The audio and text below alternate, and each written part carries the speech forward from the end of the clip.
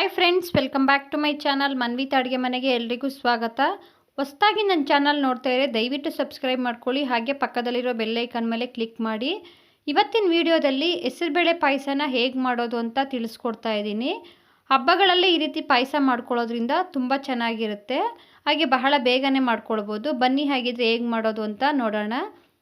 ಒಲೆ ಮೇಲೆ ಒಂದು ಕುಕ್ಕರ್ನ ಇಟ್ಕೊಂಡು 1 ಸ್ಪೂನು ತುಪ್ಪ ಹಾಕ್ಕೊಂಡಿದ್ದೀನಿ. ತುಪ್ಪ ಸ್ವಲ್ಪ ಬಿಸಿಯಾದ ನಂತರ 3/4 ಕಪ್ಪು ಹೆಸರುಬೇಳೆನ ಹಾಕ್ಕೊಂಡಿದ್ದೀನಿ. ಹೆಸರುಬೇಳೆ ಕಲರ್ ಚೇಂಜ್ ಆಗಿ ಗೋಲ್ಡನ್ ಬ್ರೌನ್ ಬರೋ ತನಕ ಚೆನ್ನಾಗಿ ಹುರ್ಕೊಳ್ಳಿ.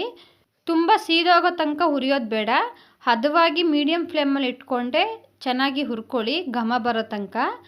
ನೋಡಿ, ಇವಾಗ ಹುರಿದಿದ್ದಾಗಿದೆ. ಇಷ್ಟು ಫ್ರೈ ಮಾಡ್ಕೊಂಡ ನಂತರ ನೀರನ್ನ ಹಾಕ್ಕೊಳ್ತಾ ಇದ್ದೀನಿ.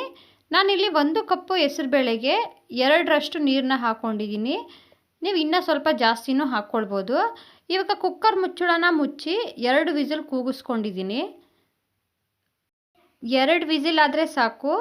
ತುಂಬ ಬೇಯಿಸ್ಕೊಬಿಟ್ರೆ ತುಂಬಾ ಮೆತ್ತಗಾಗ್ಬಿಡುತ್ತೆ.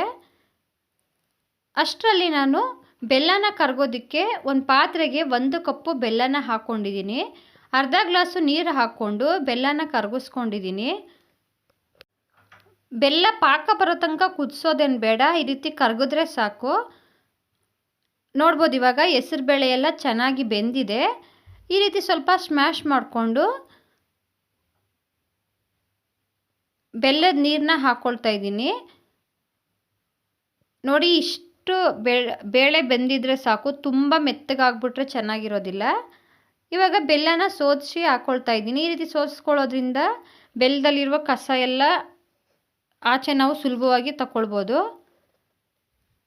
ಇವಾಗ ಇದನ್ನು ಮಿಕ್ಸ್ ಮಾಡಿಕೊಂಡು 5 ನಿಮಿಷ ಕುದಿಯೋಕ್ಕೆ ಬಿಡಬೇಕು. ಹೆಸರುಬೇಳೆ ಬೆಲ್ಲದ ನೀರು ಎಲ್ಲ ಚೆನ್ನಾಗಿ ಕುದಿಯೋ ಟೈಮಲ್ಲೇ ಹಾಲನ್ನ ಸೇರಿಸ್ಕೊಳ್ಬೇಕು. ನಾನಿಲ್ಲಿ ತೆಂಗಿನಕಾಯಿ ಹಾಲನ್ನ ಹಾಕ್ಕೊಂಡಿದ್ದೀನಿ.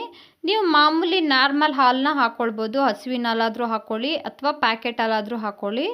ಆದರೆ ಈ ರೀತಿ ತೆಂಗಿನ ಹಾಲನ್ನ ಹಾಕ್ಕೊಳ್ಳೋದ್ರಿಂದ ಪಾಯಸ ಟೇಸ್ಟು ಇನ್ನೂ ತುಂಬ ಚೆನ್ನಾಗಿರುತ್ತೆ. ಇವಾಗ ಎಲ್ಲನೂ ಒಂದ್ಸಲಿ ಚೆನ್ನಾಗಿ ಮಿಕ್ಸ್ ಮಾಡಿಕೊಂಡು ಕುದಿಸ್ಕೊಳ್ಬೇಕು.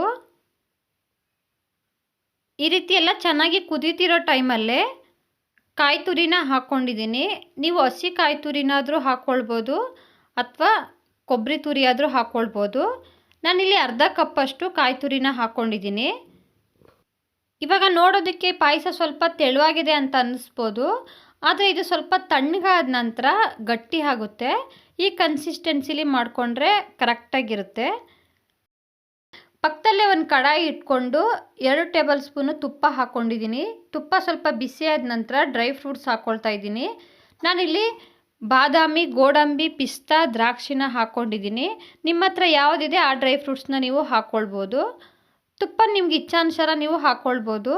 ತುಪ್ಪ ಹಾಕಿದಷ್ಟು ಪಾಯಸ ಟೇಸ್ಟು ತುಂಬ ಚೆನ್ನಾಗಿರುತ್ತೆ. ಡ್ರೈ ಫ್ರೂಟ್ಸ್ ಎಲ್ಲ ಚೆನ್ನಾಗಿ ಫ್ರೈ ಆಗಿದೆ.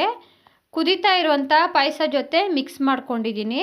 ಹಾಗೆ ಅರ್ಧ ಸ್ಪೂನು ಏಲಕ್ಕಿ ಪೌಡರ್ನ ಹಾಕ್ಕೊಂಡಿದ್ದೀನಿ. ಇವಾಗ ಫ್ಲೇಮ್ನ ಆಫ್ ಮಾಡಿಕೊಂಡು ಮಿಕ್ಸ್ ಮಾಡಿಕೊಂಡ್ರೆ ಪಾಯಸ ರೆಡಿ ಆಗುತ್ತೆ. ಬಿಸಿ ಬಿಸಿ ಇರುವಾಗಲೇ ಸರ್ವ್ ಮಾಡ್ಕೊಳ್ಳಿ, ತುಂಬಾ ರುಚಿಯಾಗಿರುತ್ತೆ. ಯಾವುದಾದ್ರೂ ಹಬ್ಬಗಳಲ್ಲಿ ಹಾಗೆ ದೇವರ ನೈವೇದ್ಯಕ್ಕೆ ನಾವು ಸಡನ್ನಾಗಿ ಸ್ವೀಟ್ ತಿನ್ನಬೇಕು ಅನಿಸುವಾಗ ಈ ರೀತಿ ಮಾಡ್ಕೊಳ್ಬೋದು. ತುಂಬ ರುಚಿಯಾಗಿರುತ್ತೆ, ಹಾಗೆ ಬಹಳ ಬೇಗನೆ ಮಾಡ್ಕೊಳ್ಬೋದು. ನಾನಿವತ್ತು ಮಾಡಿರೋ ಈ ಸ್ವೀಟ್ ರೆಸಿಪಿ ನಿಮಗೆ ಇಷ್ಟ ಆಗಿದೆ ಅಂದ್ಕೊಂಡಿದ್ದೀನಿ. ಇಷ್ಟ ಆದರೆ ಒಂದು ಲೈಕ್ ಮಾಡಿ, ಶೇರ್ ಮಾಡಿ. ಇನ್ನಷ್ಟು ಈಸಿ ರೆಸಿಪಿಗೋಸ್ಕರ ಮನ್ವಿತಾ ಅಡುಗೆ ಮನೆನ ಸಬ್ಸ್ಕ್ರೈಬ್ ಮಾಡ್ಕೊಳ್ಳಿ. ವಿಡಿಯೋ ನೋಡಿದ್ದಕ್ಕೆ ಎಲ್ರಿಗೂ ಧನ್ಯವಾದಗಳು.